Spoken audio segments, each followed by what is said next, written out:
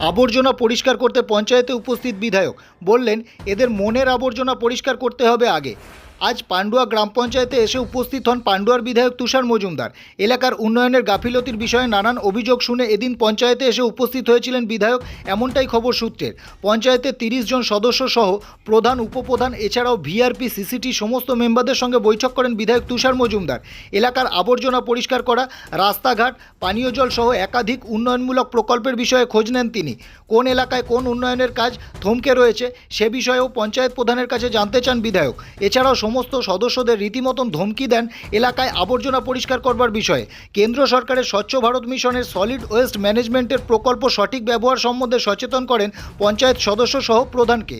পান্ডুয়া বিধানসভা এলাকার প্রাণকেন্দ্র পান্ডুয়া গ্রাম পঞ্চায়েত এলাকা, পান্ডুয়া জিটি রোড, পান্ডুয়ার বড় বাজার সবই পান্ডুয়া গ্রাম পঞ্চায়েত এলাকায় রয়েছে। তাই শীঘ্র সমগ্র পান্ডুয়াকে আবর্জনা মুক্ত করে এলাকা ঝকঝকে করবার নির্দেশ বিধায়কের। পঞ্চায়েতের প্রধানকে এলাকায় মাইকিং করে সাধারণ মানুষকে রাস্তাঘাট নোংরা না করবার বিষয়ে সচেতন করবার নির্দেশ দেন। এছাড়াও রাস্তাঘাট, বাজার সহ সমগ্র পান্ডুয়া এলাকাতে আবর্জনা মুক্ত রাখবার কিছু পরিকল্পনাও করা হয় এদিনের এই বৈঠকে। বৈঠক শেষে বিধায়ক তুষার মজুমদার বলেন, সমগ্র এলাকা আবর্জনা পরিষ্কার করতে হবে। তার আগে আবর্জনা আছে এদের মনের আবর্জনা পরিষ্কার করবার খুব দরকার, অন্যথায় যা ব্যবস্থা করতে হবে তা করব। পঞ্চায়েতে যে কাজগুলো হয়েছে আগে পরে বিভিন্ন জায়গায় কোনো খামতি আছে, সেই খামতিগুলোকে তুলে ধরা এবং তার কাগজপত্র কোথায় কি গণ্ডগোল আছে সেগুলো দেখার বিষয়।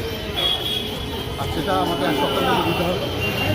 আর তারপরে যে কাজগুলোর মানুষ এখন বঞ্চিত সেই কাজগুলোকে করতে হবে।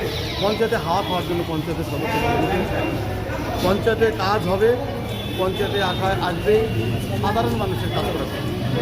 মানুষ ভোটে জিতিয়েছে, জনপ্রতিনিধি বানিয়েছে বাড়িতে থাকার জন্য, অতএব পঞ্চায়েতের ঠিকঠাক করে কাজ করতে। এইখানে যে আবর্জনা আছে আমাদের ইয়েতে রান্নাবোর্ডের ভিতরে বেনেপাড়া অঙ্গনারী স্কুলের সামনে ওটা কালকের মধ্যে দিতে হবে। সেখানে যা আছে ইমিডিয়েটলি এক সপ্তাহের মধ্যে পরিষ্কার করতে হবে। আর পাণ্ডটাকে ঝকঝকে করতে হবে।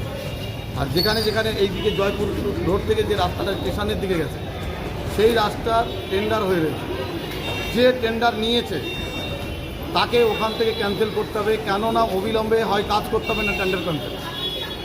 কাজ ফেলে রাখার জন্য নয়, এখানে আপনি টেন্ডার নেবেন, কাজ করবেন না, আর মানুষ অফিসে যাবে আর তারা টাইম মতন যেতে পারবে না, উল্টে পড়বে, রাস্তার অবস্থা খারাপ। এখানে আপনাকে কোনো দায়িত্ব দেওয়া হয়নি। টেন্ডার নিয়েছেন, আপনি কাজ করবেন, নাহলে আগামী দিনে আপনি কোনো কাজ পাবেন না।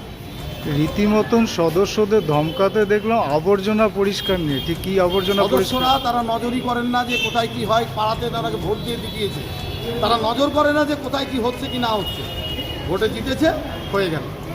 অনানিয়ম নেওয়ার জন্য তো সদস্য নয়, সদস্য মানুষের কাজ করার জন্য সদস্য। অর্থাৎ কাজটা যদি সঠিকভাবে না হয় তার জন্য আমি পরিষ্কার করে দিয়েছি, পঞ্চায়েতে যদি ঠিকঠাক কাজ হয় তাহলে পঞ্চায়েতে আসুন, আপনাদের সঙ্গে আমি আছি। যদি কাজ না হয় তাহলে রিপোর্ট কী করতে হবে আর কী করতে হবে সেটুকু আমি উপরে বুঝতে হবে। সব আবর্জনা এদের মন থেকে পরিষ্কার করতে হবে। আগে মনের আবর্জনা পরিষ্কার করতে হবে, তারপরে দেখবেন রাস্তার আবর্জনা পরিষ্কার হয়ে যাবে। মনে জঞ্জাল রয়েছে, সেই জঞ্জালটাকে পরিষ্কার করবে, তারপর দেখবেন সব পরিষ্কার।